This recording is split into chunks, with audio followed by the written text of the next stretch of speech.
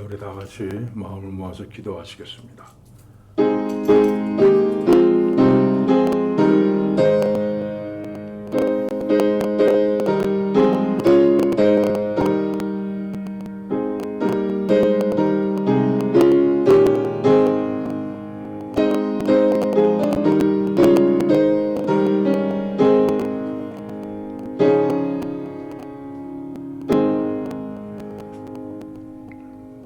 하나님 아버지, 오늘도 아버지의 전으로 저희들의 발걸음을 인도해 주심을 감사드립니다.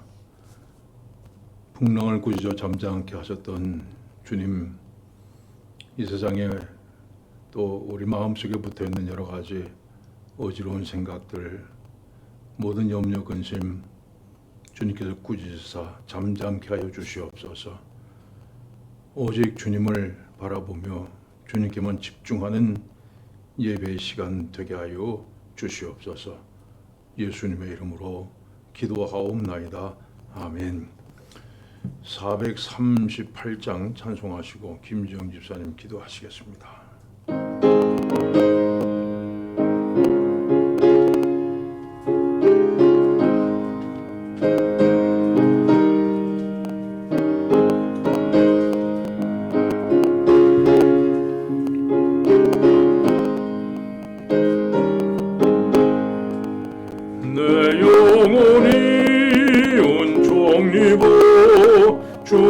중한죄짐 벗고보니 슬픔 많은 이 세상도 전국으로 하도다. 할렐루야 찬양하세. 내 모든 죄 사함받고 주 예수와 동행하니 그 어디나 하늘나라. 주의 얼굴 뵙기 전에 멀리 뵈던 하늘나라. 내 맘속에 이루어지니 날로 날로 가깝도다. 할렐루야 찬양하세. 내 모든 죄 사함받고 주 예수와 동행하니 그 어디나 하늘나라.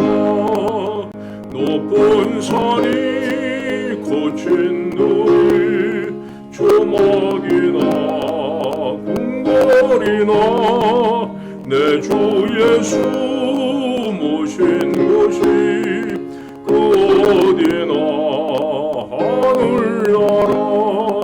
할렐루야 찬양하세.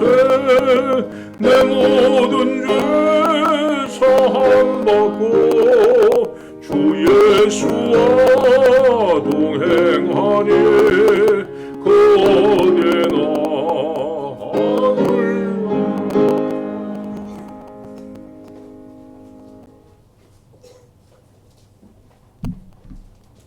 네, 기도하겠습니다. 하나님 아버지, 오늘도 이 자리로 인도해 주시니 감사합니다.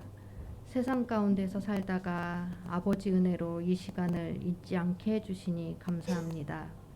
아직도 코로나는 우리의 일상을 어렵게 하고 있지만 불평과 불만이 아닌, 환경과 상황이 아닌 주님을 바라보며 담대하게 살아가는 지혜를 주세요.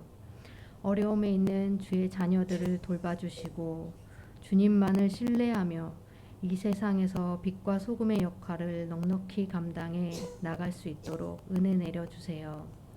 오늘 말씀을 통해 한 영혼 한 영혼 찾아가 주시고 깨닫는 은혜를 허락해 주세요.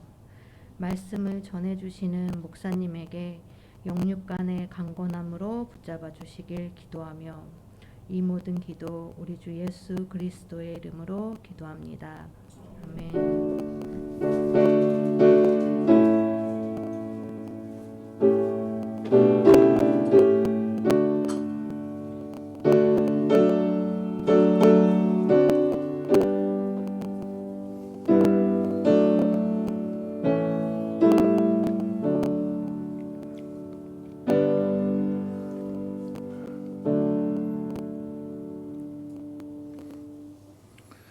성경 말씀 에베소서 4장 7절부터 16절까지 말씀입니다.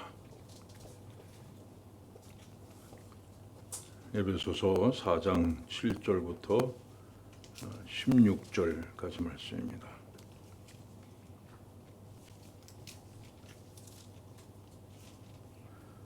한 절씩 교독하시겠습니다. 우리 각 사람에게 그리스도의 선물의 분량대로 은혜를 주셨나니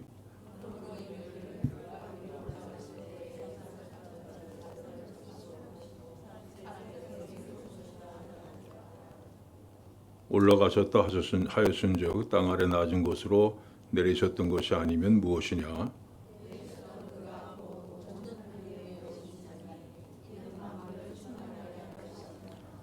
그가 어떤 사람은 사도로, 어떤 사람은 선지자로, 어떤 사람은 복음 전하는 자로, 어떤 사람은 목사와 교사로 삼으셨으니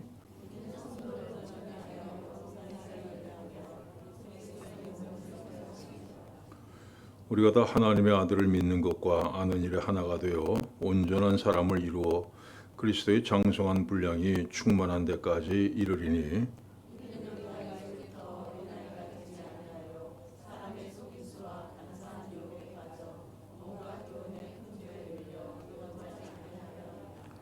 오직 사랑 안에서 참된 것을 하여 범사에 그에게까지 자랄지라. 그는 머리니 곧 그리스도라. 그에게서 온 몸이 각 마디를 통하여 도움을 받음으로 연결되고 결합되어 각 지체의 분량대로 역사하여 그 몸을 자라게 하며 사랑 안에서 스스로 세우느니라. 아멘. 오래전에 어떤 교인이 저한테 그런 얘기를 하더라고요. 목사님, 저 사람은 조직의 쓴맛을 보여줘야 됩니다. 그래서 도대체 무슨 소린가 했더니, 그래서 조직이 무슨 조직이냐 그랬더니 구역 조직이라고 얘기를 했습니다. 여러분, 어느 교회든지 뭐 조직이라는 게 있고 또 그 직분을 맡은 분들이 있습니다. 근데 교회마다 그 조직 또 직분이 조금씩 다른 것을 볼 수 있습니다. 예를 들면 천주교 같은 경우에는 아주 강력한 조직을 갖고 있죠. 그 직분의 권위가 매우 강한 곳입니다. 천주교의 가장 위에 있는 교황은 그 권위가 대단하죠. 그 천주교의 첫 번째 교황은 베드로입니다. 지난번에 말씀드린 것처럼 그 예수님께서 너는 베드로라, 내가 이 반석 위에 내 교회를 세우리니, 이 말씀을 근거로 해서 베드로가 첫 번째 교황이고 다음에 선출되는 교황도 베드로의 지위를 물려받는 겁니다. 아주 절대적이죠. 그래서 천주교에서는 교황 무호소를 주장합니다. 교황은 전혀 잘못을 저지르지 않는다는 겁니다. 근데 지금 보면 옛날에 무슨 뭐 십몇 세기, 뭐 15세기, 17세기 이렇게 해서 교황이 이 천주교에서 엉뚱한 결론을 내린 것들이 많이 있어요. 근데 그걸 끝까지 인정을 안 합니다. 왜냐하면 교황 무호소를 주장하기 때문이죠. 이 교황으로부터 시작되는 교회의 조직, 이 권위에 반대하는 사람은요, 곧바로 출교 처분을 하게 됩니다. 이 천주교는 가장 강력한 교회 조직을 가지고 있습니다. 거기에는 이유가 있죠. 우리 개신교와 달리 우리는 개인 구원 아닙니까? 내가 예수 믿어야, 내가 예수를 그리스도로 고백하여 구원을 받는다. 근데 천주교는 교회 안에 들어와 있으면 구원받는다는 그런 교리를 가지고 있습니다. 그렇기 때문에 교회 바깥으로 나가는 것에 대해서 아주 두려운 마음이 있고 어떻게든 교회 안에 있으려고 하기 때문에 이 교회가 조직과 권위를 갖는 거죠. 그리고 개신교에서 그 다음으로 가장 강력한 교회 조직을 갖고 있는 것은 감리교입니다. 그리고 성공회죠. 여러분 성공회 아시죠? 성공회 보면 캐톨릭하고 거의 비슷해요. 예배 의식도 뭐 깃발 들고 이렇게 들어가고 하는데 십자가 들고 그 성공회입니다. 개신교에 속한 교단입니다. 성공의 신부라고 하는데 그 사람들은 그 결혼도 하고 일반 목회자들은 똑같습니다. 그 다음은 장로교가 조직과 권위를 주장합니다. 이건 반대로 가장 상대적으로 조직이 약한 곳이 바로 침례교입니다. 침례교는요 원칙적으로는 목사 직분밖에 없어요. 침례교에서 뭐 장로다 무슨 뭐 권사다 집사다 하는 것은 그건 나중에 교회의 편의에 따라서 세운 거지 원래 침례교는 목사밖에 없습니다. 그 인정을 안 하죠. 그 다음에는 그래도 여기까지는요 교회 조직과 직분이 그래도 일정한 원칙에 따라서 세워져 있는 교회들입니다. 근데 교회 직분과 그 조직과 직분을 부정하는 교회도 있습니다. 형제회라는 교회가 있는데 여기서는 교회는 어떤 직분도 인정하지 않습니다. 그래서 이렇게 둥그렇게 모여서 앉아서 기도하다가 누가 갑자기 일어나서 설교도 하고 기도도 합니다. 다 평신도들이에요. 성령께서 인도하시는 대로 그때그때 이런 예배를 인도해 나간다고 합니다. 이런 방식을 따른 것이 바로 퀘이커. 여러분 슈퍼마켓 가면 퀘이커 이렇게 식품을 많이 파는 거 보시는데 이런 방식으로 퀘이커 교도들이 예배를 드립니다. 여기서 더 나가면요 무교회주의가 있습니다. 지금 돌아가신 지 오래됐지만 뭐 그 유명한 함석헌 선생님이 뭐 CR의 소리라는 잡지를 발행했어요. 저희 대학 다닐 때 그 민주화 운동한다고 뭐 그래가지고 요만한 책자를 하얀 표지에 이렇게 CR의 소리 해가지고서는 그걸 몰래 발행하고 그랬는데 아주 민주화 운동으로 유명하신 분이죠. 근데 이분이 무교회주의를 주장했습니다. 교회 조직 권위가 오히려 믿음 생활에 방해가 된다. 그래서 교회 조직과 직분을 부정하고 무교회를 주의를 주장하는 그런 분들입니다. 근데 교회 조직과 직분을 부정하는 것은요 성경과 맞지 않습니다. 우리는 모든 기준이 성경이에요. 성경이 어떻게 하느냐, 뭐라고 말씀하느냐 여기에 따라서 갑니다. 오늘 본문에 이렇게 말씀을 하고 있습니다. 봅시다. 그가 어떤 사람은 사도로, 어떤 사람은 선자로, 어떤 사람은 복음 전하는 자로, 어떤 사람은 목사와 교사로 삼으셨으니 이는 성도를 온전하게 하며 봉사의 일을 하게 하며 그리스도의 몸을 세우려 하심이라. 교회는 하나님께서 세우셨고 그리스도를 교회의 머리로 주셨습니다. 그리고 교회 안에 여러 직분을 주셔서 서로 협력해서 몸된 교회를 세워나가라 이렇게 말씀하셨습니다. 자, 근데 이렇게 교회가 하나님께서 세우신 것임에도 불구하고 교회 조직, 교회 직분에 대해서 부정적인 생각을 갖고 있는 사람들이 있습니다. 그 이유는요, 교회 직분을 받은 사람들이 그 직분의 의미에 대해서 제대로 알지 못하기 때문입니다. 또 그것을 잘못 사용하고 있기 때문이죠. 여러분, 직분이 뭔가에 대해서 잘 알지 못하고 또 직분이 갖고 있는 그 권위만을 내세우고 그 권위에 순종하라 이렇게 이야기하기 때문에 교회 나왔다가 상처 입고 교회 떠나고 극단적으로 무교회주의로 가는 사람들이 있습니다. 요즘엔 무슨 안 나가 거꾸로 해서 가나안 교인이라고 얘기하는데, 교인은 교인인데 가나안 교인이라 이렇게 얘기를 하죠.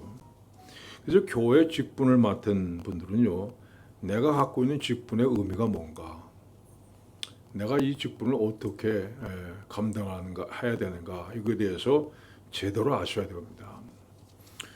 여러분, 첫째로 교회 직분은 그 직분을 맡은 사람들이 중요한 것이 아니라 그 사람이 맡은 일이 중요해야 됩니다. 여러분, 이거 잘 구분하셔야 돼요. 그 직분을 맡은 내가 중요한 거 아니라 내가 해야 되는 그 일이 중요합니다.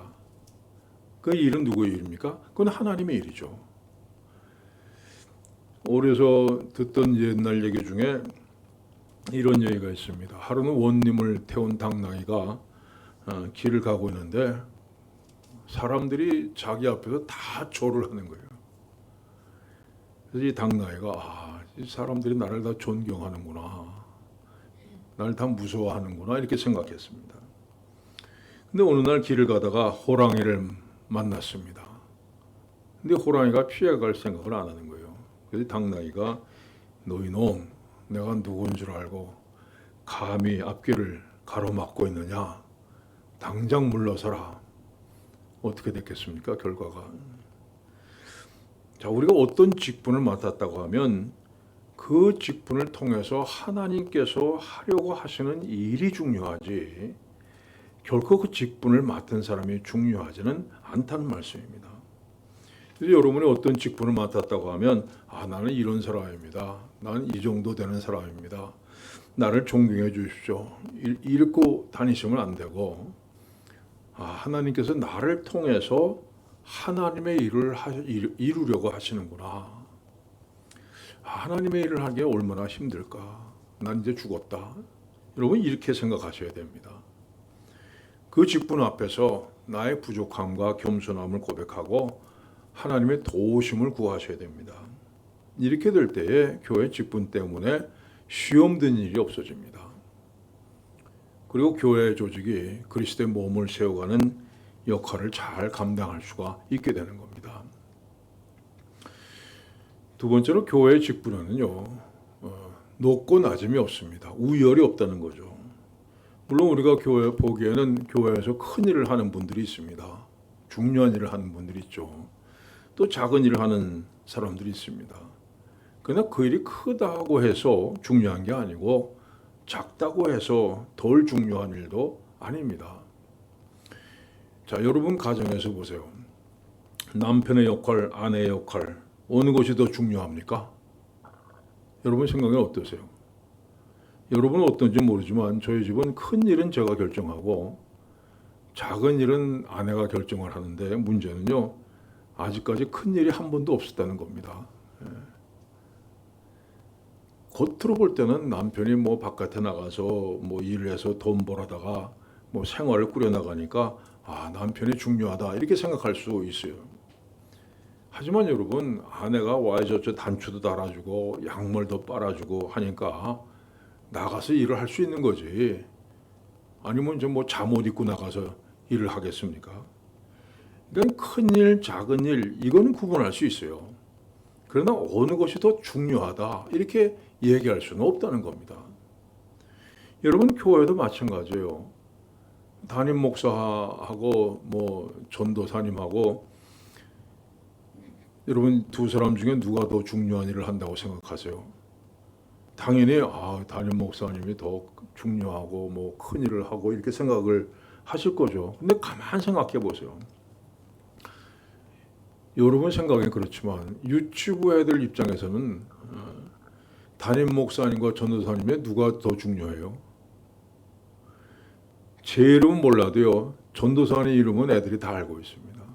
그 아이들 입장에서는 전도사님이 제일 중요한 겁니다.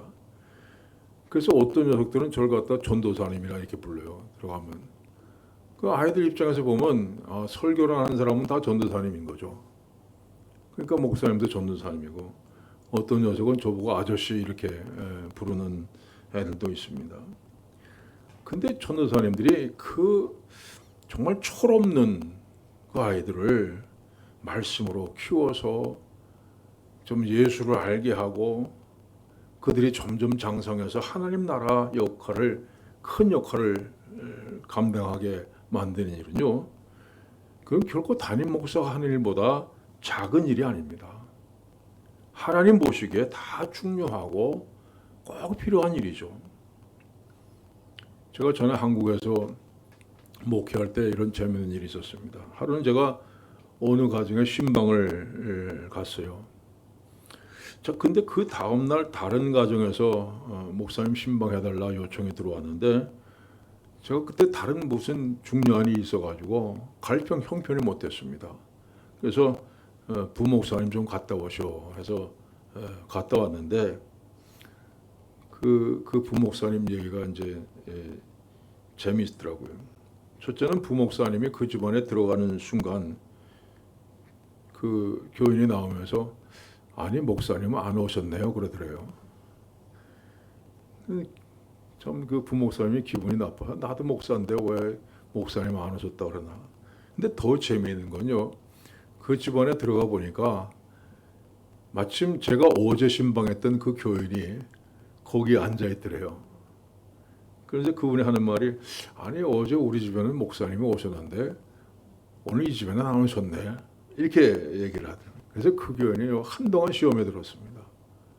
한동안 교회 뭐 안 나오고 삐져가지고 아주 나중에 제가 달래느라고 아주 혼났어요. 근데 이런 일들은요, 교회 직분을 오해하는 데서 생긴 겁니다. 여러분, 교회 직분이란 건 질서상 구분이 있어요. 그러나 어떤 일을 맡은 사람이 더 중요하다, 이렇게 얘기할 수는 없다는 겁니다. 여러분 생각에 우리 몸에서 꼭 필요한 게 뭐라고 생각하세요? 뭐 뼈도 있고 살도 있고 뭐 피도 있고 신경도 있고 뭐 이렇게 생각할 수 있는데, 그러면 넷 중에서 어떤 게 가장 중요합니까? 여러분 생각해요. 어떤 게 가장 중요해요? 결코 어떤 것이 더 중요하다고 얘기할 수 없죠.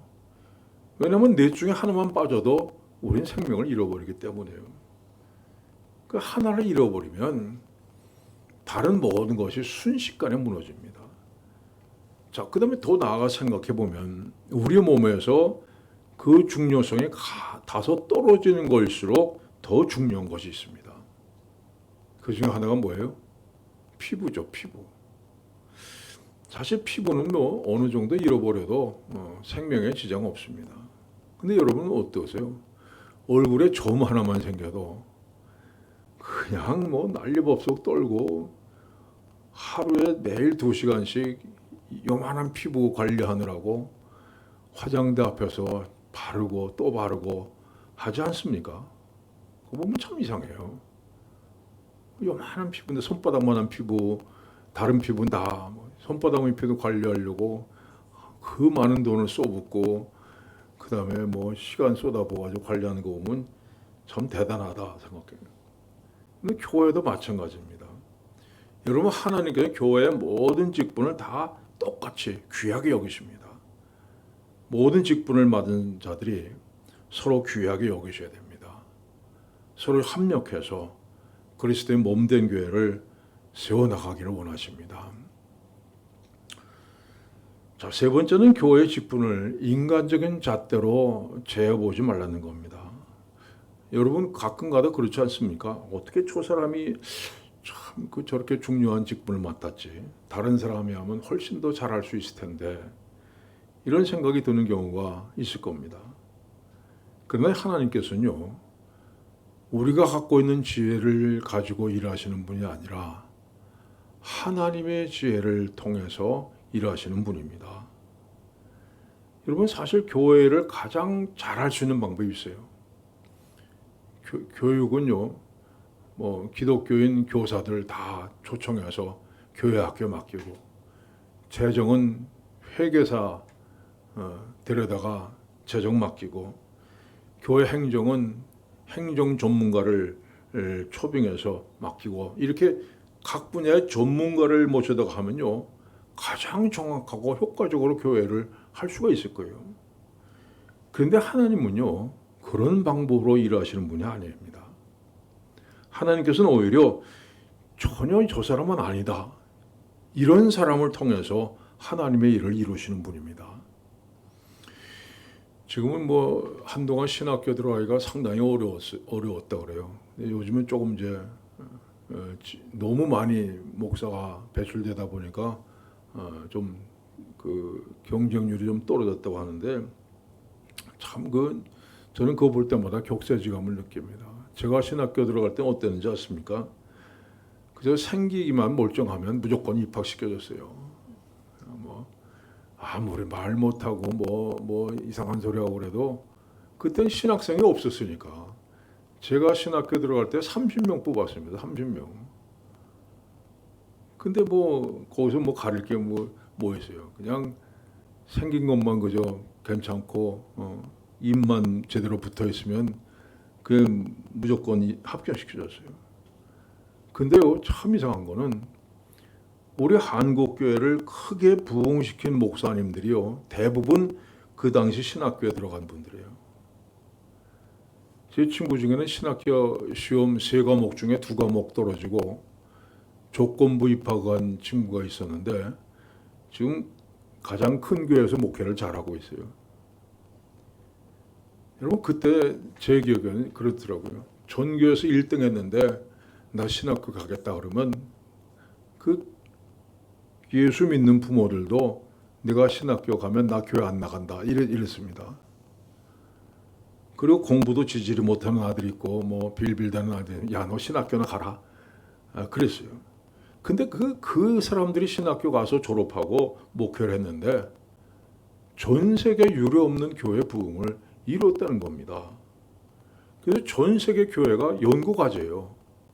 어떻게 한국 교회가 이렇게 짧은 기간에 저렇게 부흥할 수 있는가? 이 제목을 놓고 연구하고 박사학위 논문을 써내고 있습니다. 그래서 결국 우리가 고백하는 건요, 놀라운 교회의 부흥은 인간의 지혜로 하는 게 아닙니다. 약한 자를 들어서 강하게 하시는 그 하나님의 지혜와 능력으로 이루어진 겁니다. 그래서 여러분들은요, 교회 직분을 인간적인 잣대로 재어서는 안 됩니다. 아무리 연약한 사람도, 아무리 아닌 것 같은 사람도 하나님께서 들어서 사용하시면 그 놀라운 역사를 이루시게 되는 겁니다. 그리고 4번째로 교회의 직분은요, 서로 연합해서 한 몸을 이루라고 주신 겁니다.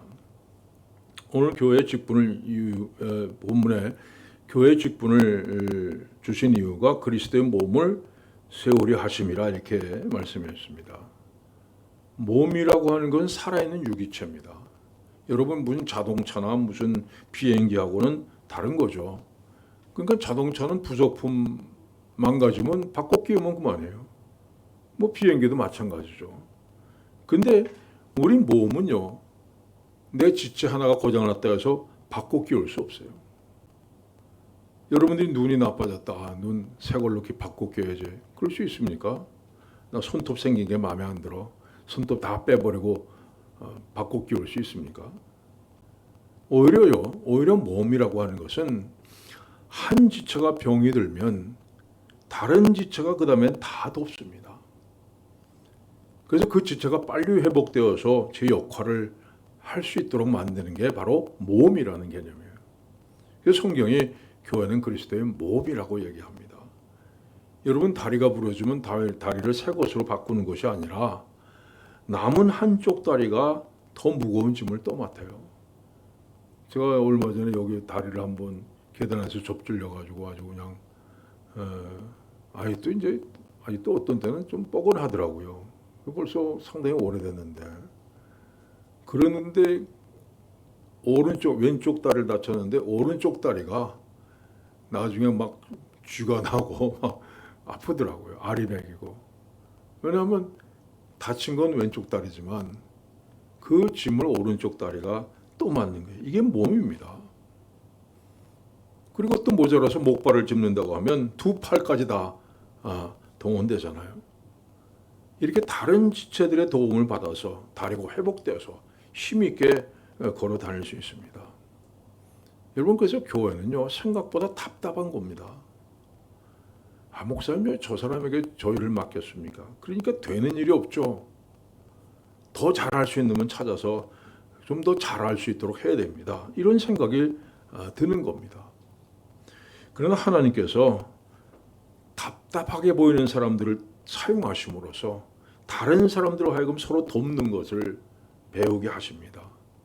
그리고 그 일을 통해서 그리스도의 몸된 교회를 세워나가시는 겁니다.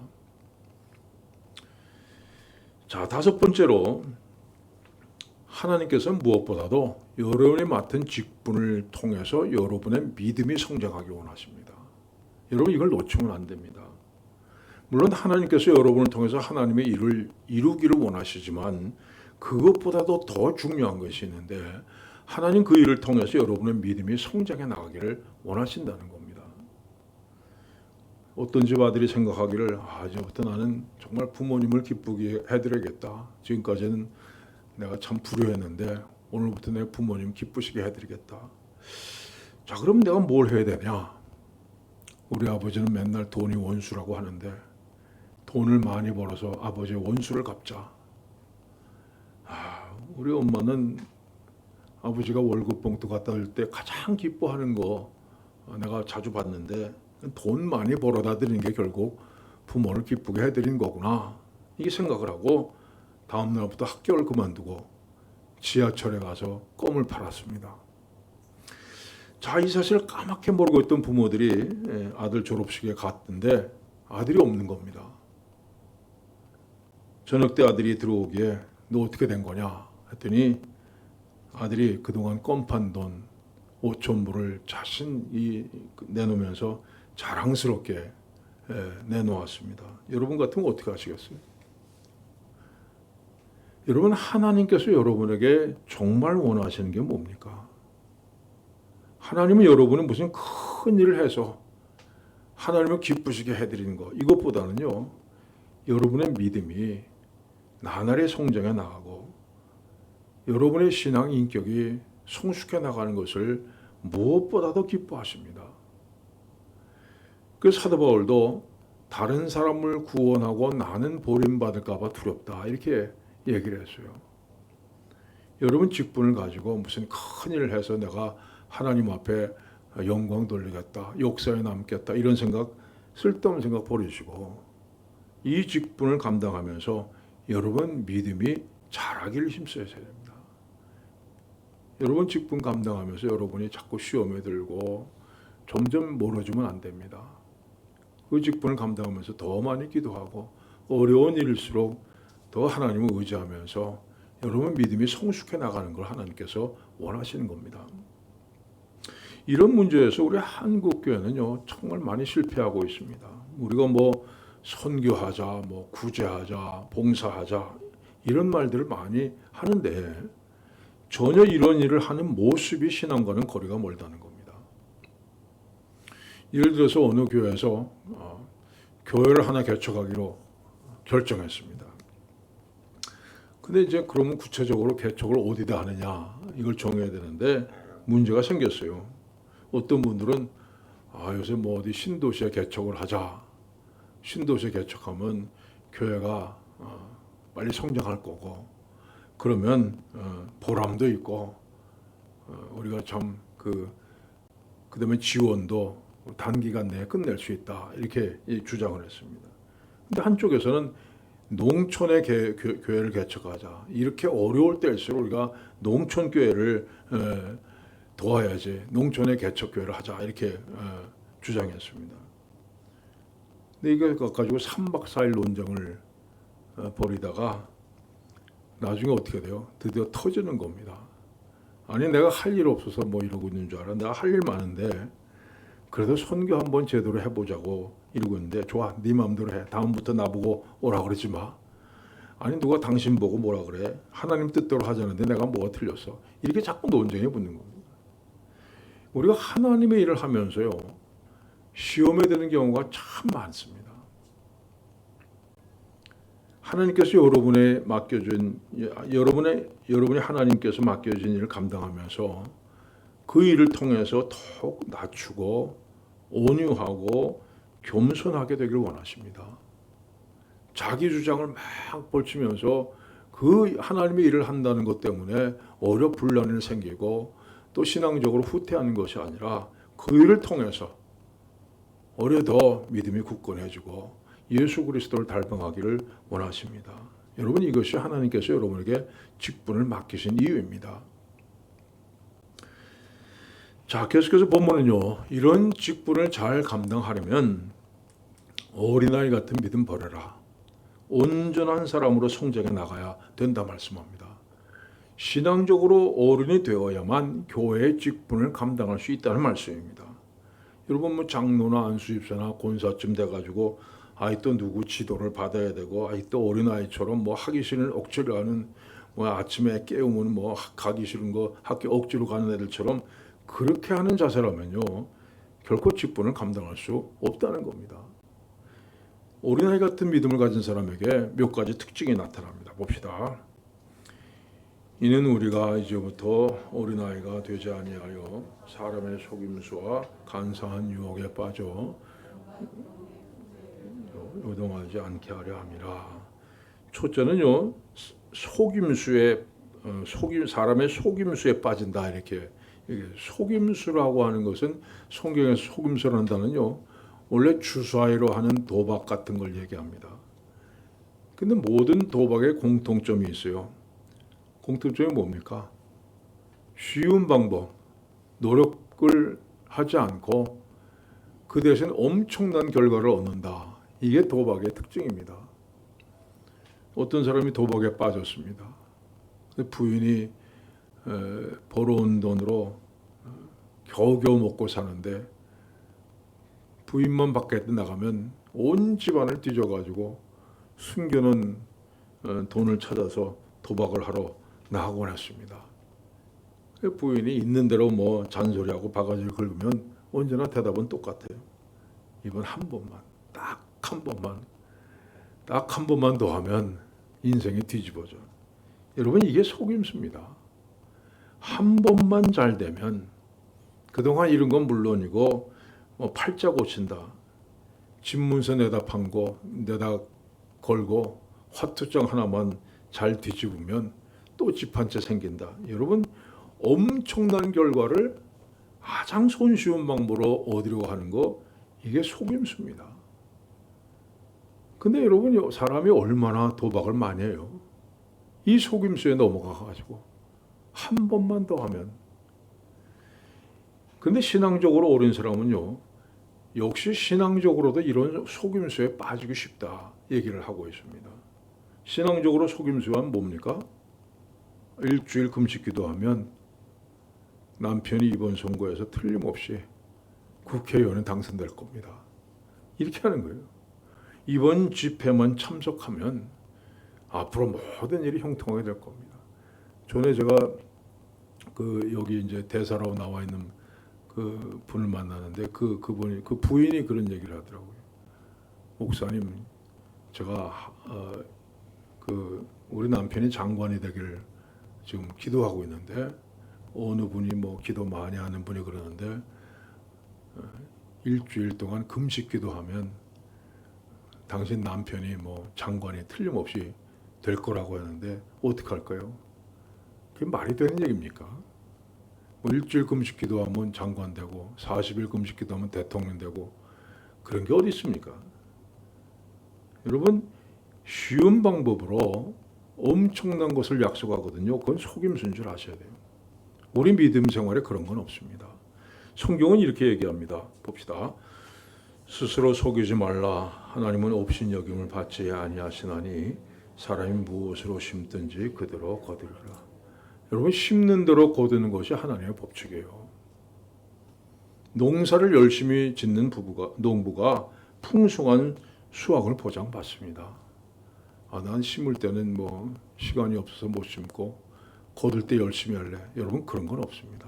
열심히 심는 사람이 반드시 많은 수확을 얻게 되는 겁니다. 여러분들이 매일매일 성경 읽고 기도하고 정말 눈물 쏟고 잠 못 이루는 고통을 이겨가며 말씀대로 사는 것을 훈련하지 않고 쉽게 무엇을 얻을 수 있다? 여러분 이건 거짓말입니다. 절대 따라가지 마십시오. 이게 바로 속임수입니다. 괴술이죠. 여기서 벗어나서 성숙에 가셔야 됩니다. 내가 심 만큼 거두겠다는 그 마음을 가지셔야 됩니다. 두 번째로 어린아이는요, 간사한 유혹에 빠지기 쉽다 말씀합니다. 유혹이라고 하는 것은 본래 눈에 보이지 않게 숨어 있는 겁니다. 뭐 사탄이 아담과 하와를 유혹할 때 내가 지금부터 널 유혹할게 그랬습니까? 오히려 내가 널 도와줄게. 마치 생각해주고 편들어주는 것처럼 얘기를 했습니다.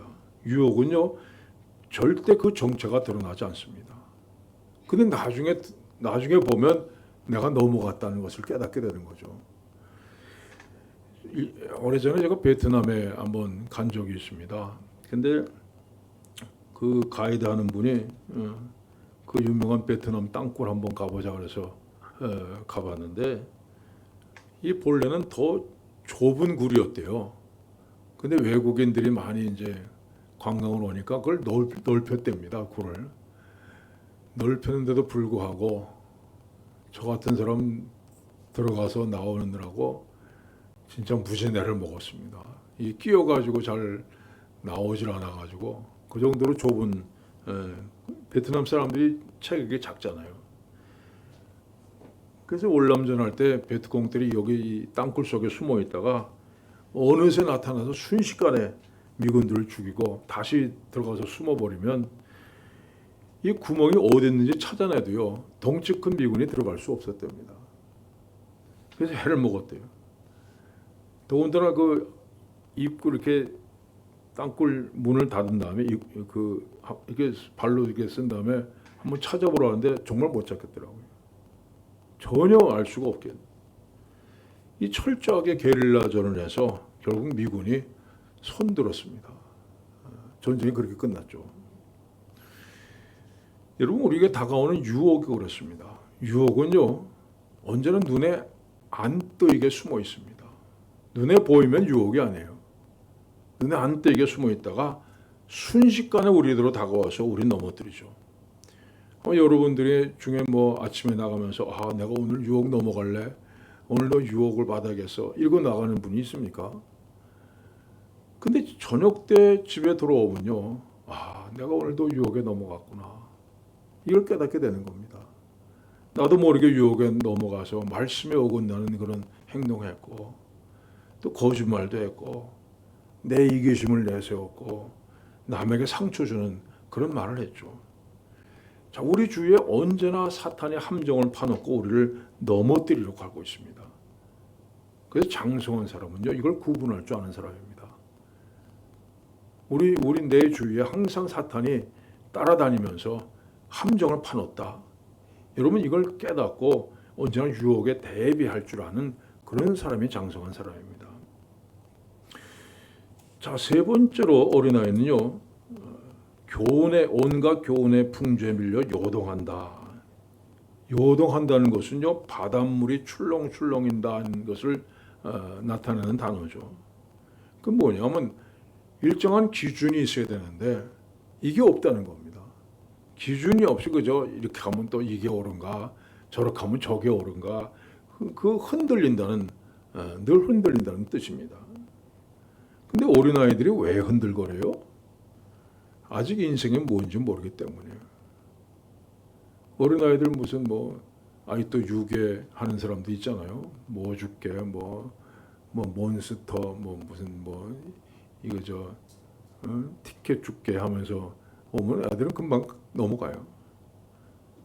뭔지 모르게 세상 모든 게 내 마음대로 된다고 생각해요. 여러분 애들 만화 영화 한번 보세요. 그 만화 영화 보면 뭐 어떻게 돼요? 피터팬 있잖아요. 피터팬은 저기서 그냥 절로 그냥 날아갑니다. 우리처럼 내려와서 벽에서 내려와서 걸어가서 다시 올라간다는 개념이 없어요. 애들 개념에 맞춘 거예요. 애들은 그렇게 생각하거든요. 여러분, 아이들은 정말 그 인생을 모르죠. 죽음이 뭔지, 가고 싶은 거 있으면 언제든지 곧장 갈 수 있고, 갖고 싶은 거 있으면 다 가질 수 있다, 이렇게 생각하는 것이 어린아이의 사고방식이에요. 영적으로 어린 사람에게는 이런 증상이 나타나는 거죠. 기도하고 기도하면 뭐든지 다 된다 이렇게 생각하고, 그 기도의 내용이 내가 기도하는 게 하나님의 뜻에 맞느냐 안 맞느냐 이건 생각하지 안 하고, 무조건 기도하면 다 들어준다고 했는데 왜 안 들어주세요? 이렇게 하는 겁니다. 여러분, 모든 것을 자기 입장에서 생각하는 것이 어린아이 같은 믿음이죠. 여러분이 예수를 믿는다는 것을 보다 깊이 이해하셔야 됩니다.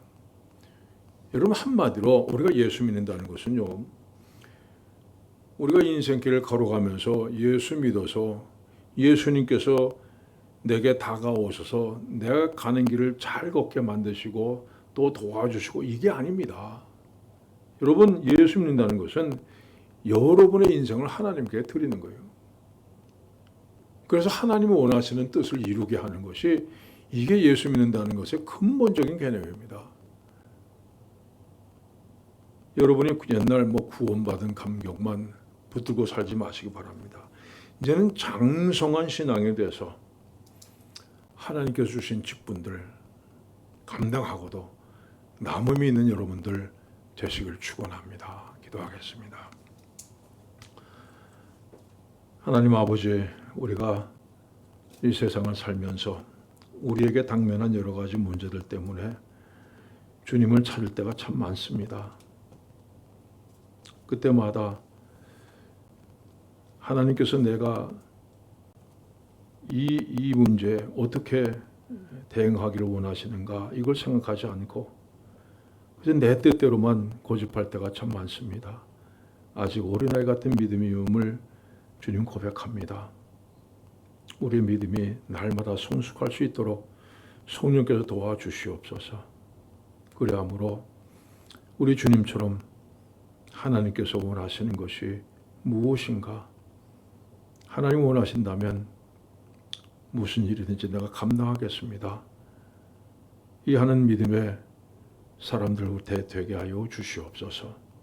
예수님의 이름으로 기도하옵나이다. 아멘. 317장 찬송하시고 주기도문으로 예배를 마칩니다.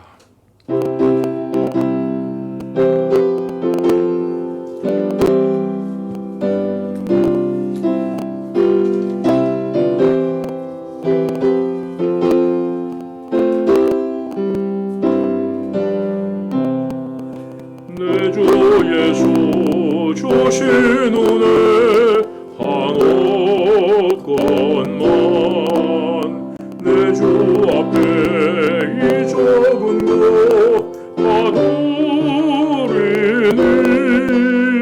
주 예수여 내 정성을 받으소서. 주 날 위해 보배로운 피 흘리사, 그 귀한 것 생명까지 다 주시니, 내 천한 몸 이 생명을 왜 아끼랴.